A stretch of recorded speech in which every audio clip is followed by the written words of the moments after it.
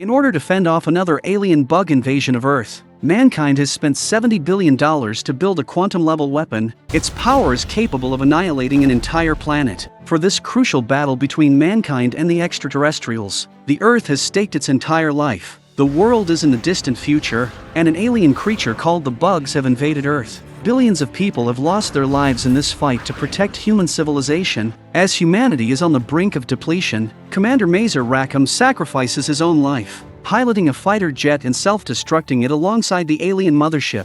After the destruction of the alien mothership, alien fighters crash down one after another, and Earth finally enjoys a brief moment of peace. However, people are well aware that the threat of the alien insectoid race to Earth is still looming. Humanity must prepare adequately for their potential invasion. To defend against the extraterrestrial beings, the United Nations has mobilized global efforts to establish an international fleet. They believed that children had quicker thinking than adults, so an international fleet gathered a group of exceptionally talented scouts from around the world. These children possessed exceptionally high intelligence and underwent various training exercises every day. Eventually, they selected the most outstanding individual to serve as the supreme commander, leading humanity's soldiers in the fight against the insectoid race. His name was Wiggin, and he was one of the many scouts. In a strategic game challenge, Wiggin cleverly used external forces to defeat his opponent. However, the opponent was unwilling to accept defeat and accused Wiggin of cheating. Wanting to play again,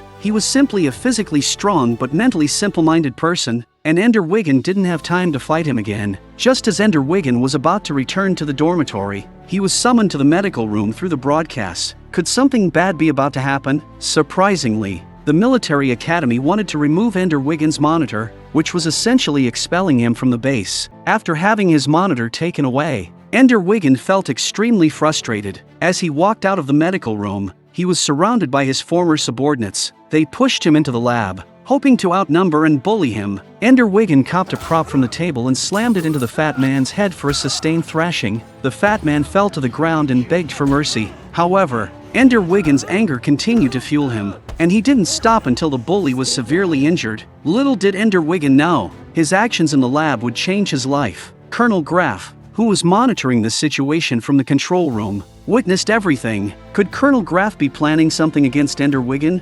Back at home, Wiggin faced sarcastic remarks from his brother, who had also been a scout but was eliminated due to his aggressive nature. Fortunately, Wiggin had a gentle and kind-hearted sister named Valentine, who loved him the most in the family. She continuously comforted Wiggin, assuring him that it wasn't his fault. During dinner, Wiggin could only silently endure the cold and harsh words from his father. This was because Wiggin was an unplanned third child. His parents had gone to great lengths and expense to have him, hoping that he would secure a place in the international fleet. Now that all three children had been eliminated, it was evident how devastated his father must have been. Just then, Colonel Graff and Major Gwen Anderson arrived at Wiggin's home, questioning why he continued to attack even when his opponents had already been defeated. Wiggin could only express his inner thoughts to them, explaining that he needed to win every battle in order to prevent further bullying. To Wiggin's surprise, Colonel Graff informed him that he had passed the tests and could proceed to the next stage of training. Upon arriving at the launch site, there were other selected children in the spaceship with him. In front of everyone, Colonel Graff praised Wiggin, immediately sparking jealousy among the others. But Wiggin knew that this was intentionally orchestrated by Colonel Graff. Perhaps it was a test of Wiggin's interpersonal skills to place him in an isolated state. Upon arriving at the space training base, Wiggin faced immediate exclusion from his fellow classmates as no one likes the teacher's pet. Of course, Wiggin couldn't just sit back and accept this treatment. He had to find a way to resolve the situation. So, in front of everyone, Wiggin confronted Colonel Graff, questioning why their mail was being intercepted. Colonel Graff explained that it was to ensure their focus on training. As soon as Colonel Graff left, Wiggin faced punishment for challenging an instructor. The instructor claimed that Wiggin could never become a commander, and he would never salute Wiggin. At this moment, Wiggin became even more determined not to let others look down on him. He silently vowed to embarrass the instructor. Although he was publicly punished, it helped alleviate some of the hostility from his classmates towards Wiggin. In the classroom, Wiggin would give opportunities for other classmates to shine, while also stand up for the dignity of your classmates. Wiggin aimed to change his cold and distant personality, and soon he was accepted by his classmates. They gathered around him. Everyone converged on Wiggin, except the fat man, who still gave him icy glares that made Ender Wiggin suspect he might be up to something. Next, they were about to face real combat training. The enormous spherical battle room could simulate realistic battlefield environments. They would form teams and compete against other squads, earning points by hitting the opponents. The team with the highest score or the one that escaped without injury would be the winner. After the day's training, Ender Wiggin discovered a hidden mind game and started playing. Controlling a small mouse in the game, he approached a massive stump with 2 cups of unknown liquid placed on top. Suddenly, a giant figure appeared and informed Ender Wiggin that one cup was poisoned while the other was not. If he chose correctly, the giant would take Ender Wiggin to heaven. Ender Wiggin initially chose the left cup, resulting in the death of Small Mouse due to poisoning. In the second attempt, Ender Wiggin chose the right cup, but the mouse still died from poisoning. Realizing that this was an impossible game to win, Ender Wiggin made a bold decision on the third attempt. He manipulated the mouse to jump into the giant's eye, killing it directly. The classmates were confused and couldn't understand Ender Wiggin's actions, because breaking the mold is what they trained Ender Wiggin for. Then Ender Wiggin was transferred to the higher-level Fire Lizard squad. Bonzo, the competitive captain of the team, saw Ender Wiggin as a weak and inexperienced recruit. He constantly made things difficult for Ender Wiggin. Fortunately, there was a friendly girl named Petra in the team, who voluntarily taught Ender Wiggin combat techniques during their break time. Soon, Ender Wiggin learned how to use a gun, but Bonzo continued to harass Ender Wiggin, afraid that Ender Wiggin would overshadow him. In one of the matches, Ender Wiggin was put on guard at the door. With 1 man short, the Fire Lizard squad has been losing ground, and will lose. Unable to bear the situation any longer, Ender Wiggin decided to ignore Bonzo's warning and join the fight. Through careful observation, Ender Wiggin had a clear understanding of the battlefield situation. Ender Wiggin instructed his teammates to launch him, and he successfully led the Fire Lizard squad to turn the tide and win the match. Afterwards, Bonzo became even more hostile towards him, and Ender Wiggin couldn't understand why. He only wanted to improve his practical experience. So why was it so difficult? Depressed, Ender Wiggin lay in bed and couldn't sleep for a long time, so he played the little game of consciousness again. But this time, something unexpected happened after the mouse crawled out of the giant's eye. The leaves on the ground instantly transformed into a strange-looking creature. The creature emitted eerie sounds, seemingly trying to communicate with Ender Wiggin, but he couldn't understand a word and was perplexed. Suddenly, the creature transformed into the likeness of Valentine. Then, a multitude of meteorites fell from the sky, causing massive explosions that engulfed the surroundings. The distant castle was also struck by the meteorites and collapsed with a thunderous roar. Ender Wiggin couldn't fathom what was happening, and the frightened mouse cowered under a rock. Valentine entered the ruins, and Ender Wiggin controlled the mouse to follow. Unexpectedly, Valentine became trapped in a strange sphere. At that moment, the carpet transformed into a giant snake and attacked Ender Wiggin, but he managed to subdue it. Valentine suddenly transformed into Ender Wiggin's brother, which startled him. It wasn't long before Colonel Graff approached Ender Wiggin to form his own team, and thus the Flying Dragon Squad were born. Ender Wiggin finally became a commander, and even the instructors had to salute him obediently. Little did he know that his once arrogant face would be humiliated so soon. The Flying Dragon Squad is made up of a bunch of familiar faces, although they all had eccentric personalities. Ender Wiggin had confidence in his ability to lead them to success. Unlike other commanders, Ender Wiggin allowed his team members to freely express themselves and collaborate in managing the Dragon Army. Soon, they achieved a third-place ranking. One night Ender Wiggin receives orders from his superiors. The Flying Dragon Squad is to be confronted with a very unfair confrontation at once. They had to simultaneously compete against 2 other teams. Ender Wiggin knew that this was a test from above and couldn't afford to be complacent. During an urgent assembly, one team member accidentally sprained their foot, and Ender Wiggin had no choice but to send them to the infirmary for treatment. With the Flying Dragon Squad down a man, Pecha was assigned to back up the Flying Dragons. It turned out to be a fortunate incident for the Dragon Army. Upon reaching the combat room, they discovered that the opponent had already opened the door in advance. Knowing there was an ambush, Ender Wiggin sent 2 men to hug each other and enter the war room. One person acted as a shield to withstand the firepower while the other launched an attack. In this way, the Flying Dragon Squad only sacrificed 1 member and managed to eliminate the enemy's 12. Next, they tied a rope to another member of the team and had it fly in to assess the situation in the war room. As expected, everything was under Ender Wiggin's control. Finally, Ender Wiggin decided to use the human shield tactic, surrounding a team member tightly. In the end, they successfully delivered him unharmed to the enemy's gate, declaring victory for the Flying Dragon squad in this 2-versus-1 scrimmage. This completely enraged Bonzo, the captain of the Fire Lizard squad. Surprisingly, he came after Ender Wiggin with 2 men while he was in the shower. He demanded a one-on-one fight with Ender Wiggin.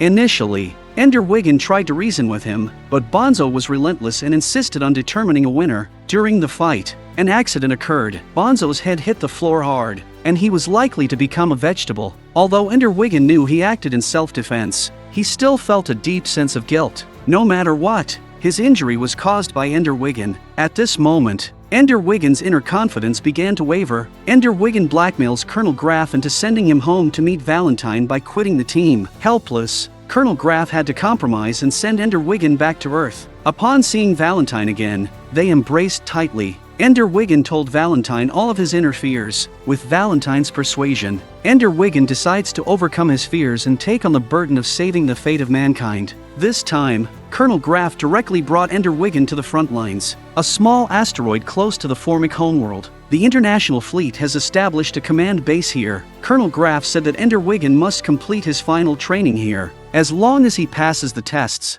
he can become the Supreme Commander of the International Fleet. At this point, Ender Wiggin still had one question in his mind. Since humanity has already gained control over the Formics, why is there still a need for war? Colonel Graff had Ender Wiggin watch the current state of the bugs' home planet. They are also facing overpopulation and climate change, making the planet increasingly uninhabitable. Therefore, they are bound to seek more habitable planets, which is why humans need to take the initiative to attack. The last time the bugs brought disaster to mankind is the best evidence. At the base, Ender Wiggin encountered the heroic commander, Mazer Rackham. It turns out that he survived when he crashed his fighter plane into the bug mothership. After his research, he found that the racial structure of the insect race is very similar to the ant colony. Once the queen is eliminated, the other ants will lose their independence. They don't have much time left. The insect race's combat troops are increasing day by day. It is highly likely that they will launch another attack on humanity when their numbers reach a certain threshold. The humans must get rid of them before a crisis occurs. And then Mazer Rackham trains them like hell.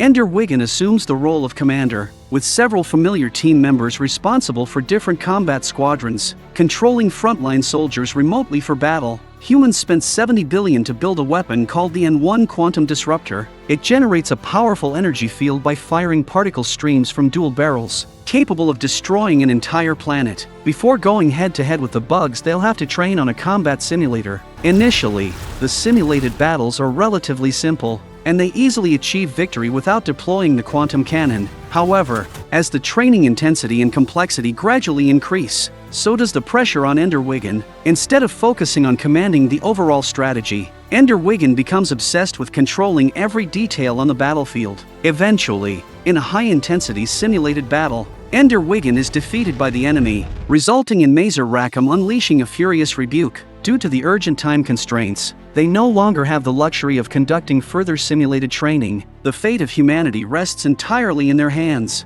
and tomorrow will be Ender Wiggin and their team's final simulated battle. As long as Ender Wiggin wins this simulated battle, he will be able to command the entire international fleet to confront the real enemy. The next morning, they arrive at the command center, where the Supreme Commander of the International Fleet is present to observe the battle. The ultimate simulated battle is about to commence, but a strange occurrence takes place. The bug army hovered silently in space with no intention of attacking. They seem to want to negotiate with humans, but Ender Wiggin is already prepared to launch an attack. Ender Wiggin first deploys a small number of drones to initiate suicide attacks, luring the scattered enemy forces together, and then Petra fires the quantum cannon, accompanied by 2 dazzling lasers. The bug army was wiped out in one fell swoop. Just as they are about to celebrate, an unexpected event occurs. The battle is not over. Many Formic fighters that haven't joined the battle yet are converging towards Ender Wiggin's forces. However, the N1 Quantum Disruptor will take 90 seconds to recharge. Ender Wiggin immediately orders all fighters to form a human shield,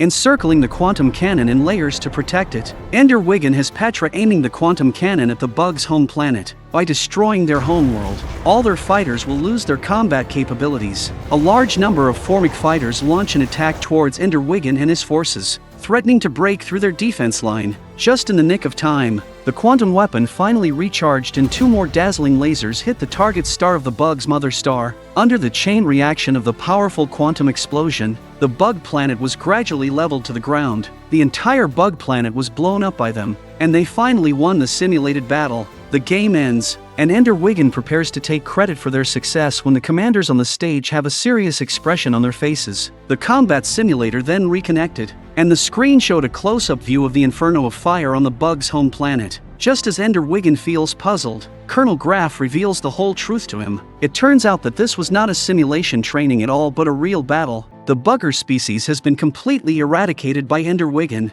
and humanity no longer needs to worry about the danger of the buggers. When Wiggin learned the truth, he instantly lost control of his emotions. They deceived Wiggin. Wiggin became the mastermind behind the extinction of the bugger race and sacrificed countless human warriors for victory. Wiggin finally understood that before the war, the buggers stopped there to avoid conflict. Perhaps they could have resolved the dispute through peaceful means, but now it is too late. Wiggin fell into deep self-blame, and the crew members administered a tranquilizer to the emotionally unstable Wiggin. Wiggin fell asleep on the spot, and in his dream, he saw the giant bug from the game. It turns out that it was the Bugger Queen. It invaded Wiggin's dreams in an attempt to communicate the bugger's desire for peace. Unfortunately, at that time, Wiggin did not understand its intentions. After waking up, Wiggin rushed out of the base and arrived alone at the nest in the game, where he discovered a bugger egg. Just as Wiggin was about to examine it further, the Bugger Queen, hiding in the shadows, suddenly appeared and held its sharp claws against Wiggin's neck. Wiggin did not resist, and tears of regret welled up in his eyes. It was Wiggin who made them homeless. Even if the Bugger Queen killed Wiggin, he would have no complaints. However, the queen retracted her claws and did not harm Wiggin. Wiggin knew that its life was coming to an end. Looking at the slowly wriggling single bugger egg in front of him, Wiggin understood the queen's intention. So, Wiggin swore to her that he would find a new home for the bugger race. After returning to the base, Wiggin's emotions gradually calmed down. The international fleet eventually bestowed upon Wiggin the rank of commander. With his own space fleet, Wiggin could finally freely roam in this vast universe. Finally, Wiggin embarked on a long cosmic journey, carrying the bugger egg with him.